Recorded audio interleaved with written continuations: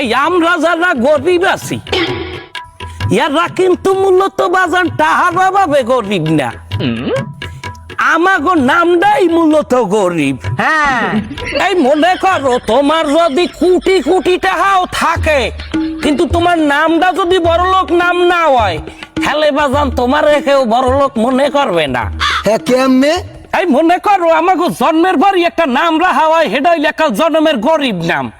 যেমন মনে করো বনি আমিন, ফিরুজিয়া, জসিমিয়া, জাহাঙ্গীরিয়া, আলমগীরিয়া, ফারুকিয়া, শাহজাহানিয়া, নামের মধ্যেই কেমন জানি একটা গরিব গরিব ভাইবস আছে। হ্যাঁ আর বড় লোকের নাম দাও মুকেশ আম্বানি, আহা ইলন মাস্ক, আহা ডোনাল্ড ট্রাম্প, আহা শাকিব খান, আহা সালমান খান, শাহরুখ খান, সব খান আর খান।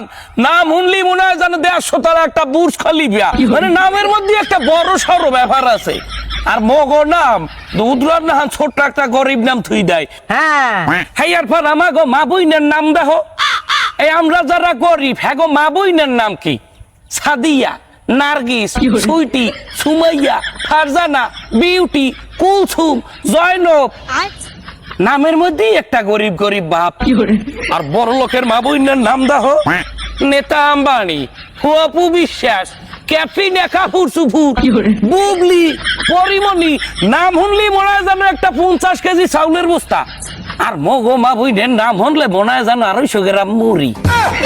অতএব আমি এই কথাটা বুঝাই চাইছি যে তোমার লক্ষ কোটি টাকা হইলেও তোমার কেউ বড় লোক হইবি না যদি তোমার নামটা বড় লোক নাম না হয়।